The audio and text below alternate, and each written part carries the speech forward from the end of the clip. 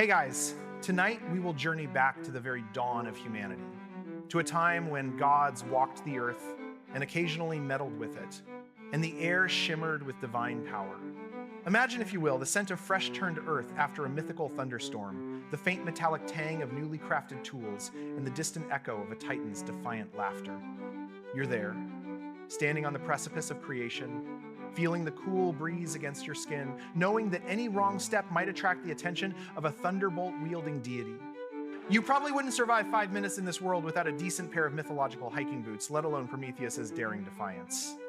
So, before you get comfortable, take a moment to like the video and subscribe, but only if you genuinely enjoy what I do here.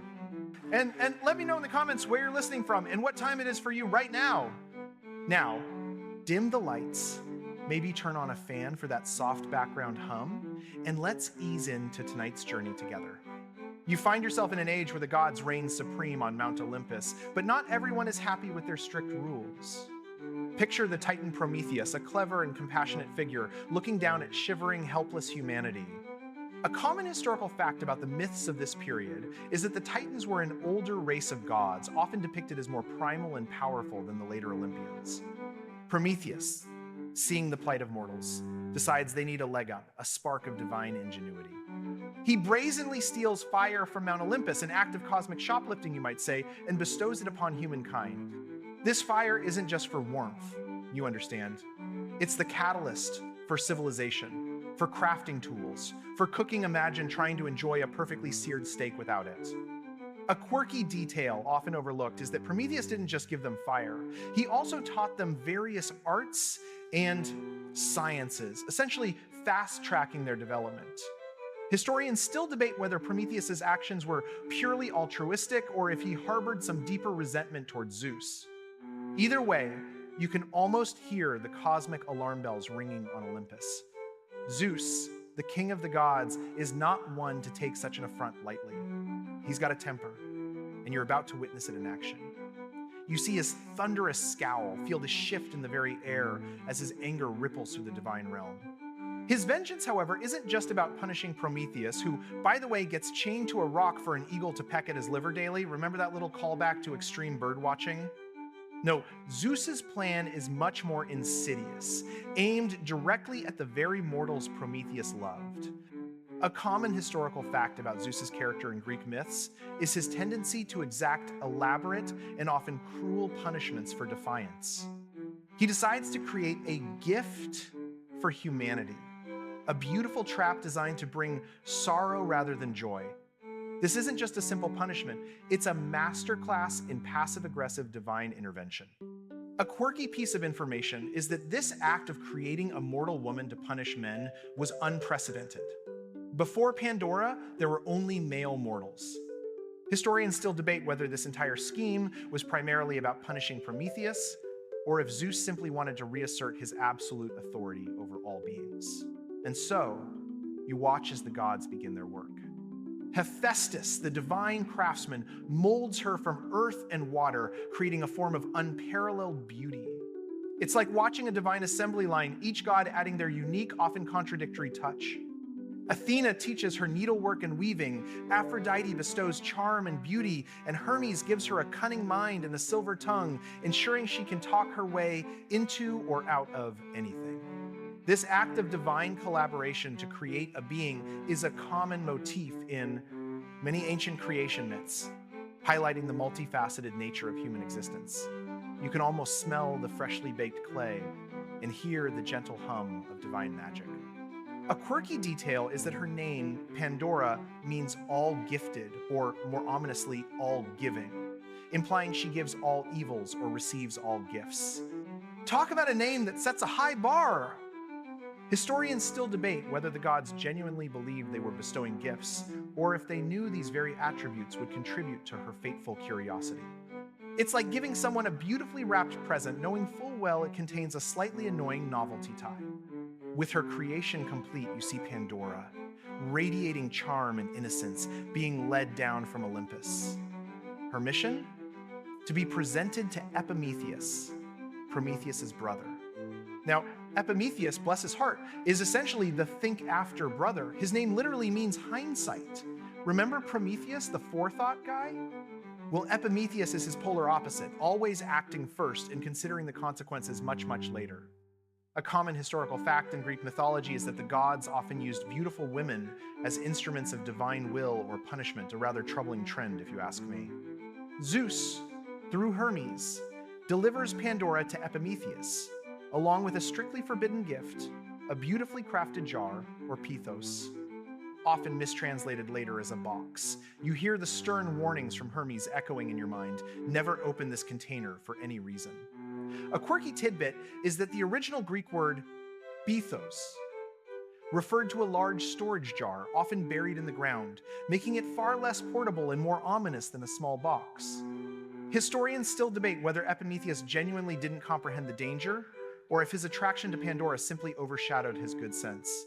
You're now living in Epimetheus's home, watching Pandora. The jar, or box, is always there, a constant, silent presence in the corner of your peripheral vision. Its intricate carvings and the faint hum of something contained within draw your gaze repeatedly. You feel the tug of curiosity, a whisper in your mind, growing louder with each passing day. It's like that perfectly wrapped gift under the Christmas tree that you just times has something amazing or possibly slightly disappointing inside, and you're told not to touch it. A common historical fact about human psychology, evident even in ancient myths, is the powerful draw of the forbidden. The more you're told not to do something, the more compelling it becomes. Pandora's fingers itch. Her eyes linger on the clasp, imagining what wonders or perhaps horrors lie within. A quirky observation is that in some versions of the myth, it wasn't just curiosity, but a divine push from Zeus that nudged her towards the inevitable. Historians still debate whether Pandora truly possessed free will in this moment, or if she was merely a puppet in Zeus's grand scheme of retribution against humanity. Either way, you sense the tension building, the silent struggle against an overwhelming urge. The struggle, as you might have guessed, is ultimately futile. One day, the urge becomes too great. With a trembling hand, you watch as Pandora approaches the beautiful, enigmatic container.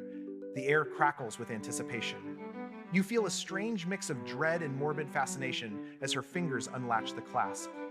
A common historical fact across many ancient cultures is the concept of a primordial catastrophe, an event that fundamentally changes the world from a golden age to an age of suffering. With a soft click, the lid is slowly, hesitantly lifted. Out pours a torrent of unimaginable evils: sickness, famine, toil, pestilence, sorrow, pain, and death. They swirl around you like a dark, noxious cloud, stinging your eyes and filling the air with despair. It's like someone opened a can of cosmic worms, but instead of worms, it's all the bad thing humanity has ever experienced, or will experience. A quirky detail is that these evils weren't necessarily physical creatures, but abstract concepts suddenly given tangible form and released upon the world. Historians still debate the exact nature of these afflictions. Were they truly malevolent entities, or simply the natural consequences of human knowledge and ambition? You instinctively recoil, feeling the weight of newfound suffering settle upon the world. As the last of the swirling evils pours out, leaving the world a mess, you might think all is lost. But Pandora, in a moment of sheer panic and regret, slams the lid shut, catching something, just one thing, inside before it can escape.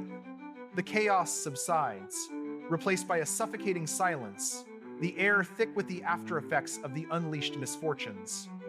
A common historical fact in many mythological traditions is the idea of a single remaining positive force amidst overwhelming negativity.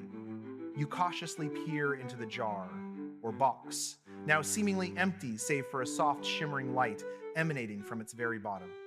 It's small, fragile, and utterly alone amidst the wreckage of what just happened. A quirky piece of information is that the identity of this single remaining entity is often interpreted in various ways across different retellings of the myth, but most agree it's something intangible and profoundly significant. Historians still debate whether this remaining entity was purposefully left behind by Zeus as a cruel trick, or if its survival was an unintended consequence, a small accidental mercy. You lean closer, recognizing the soft glow. It is hope. So, there you have it. Hope, nestled at the very bottom of a container that unleashed all the world's woes, You might wonder, as many have, why hope of all things was trapped inside. Was it a gift, a cruel joke, or an afterthought?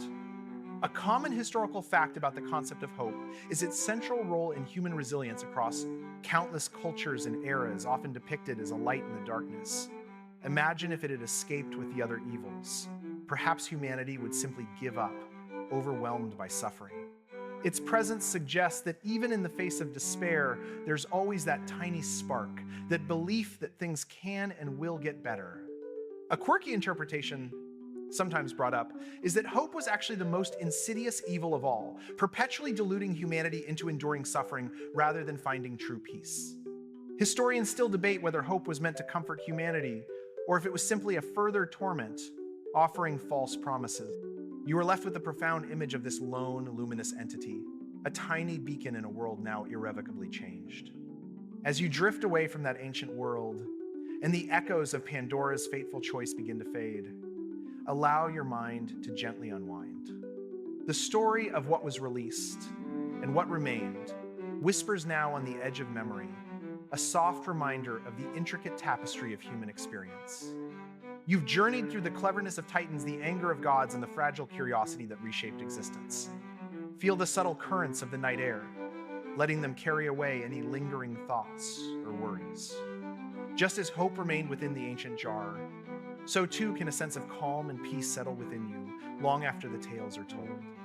Breathe slowly, deeply, allowing your eyelids to grow heavy, your muscles to soften. The world outside can wait. For now, there is only this quiet moment, a gentle transition into the realm of sweet, undisturbed slumber. May your dreams be as vast and peaceful as the ancient skies, and as comforting as the lingering warmth of a well-told story. Sweet dreams.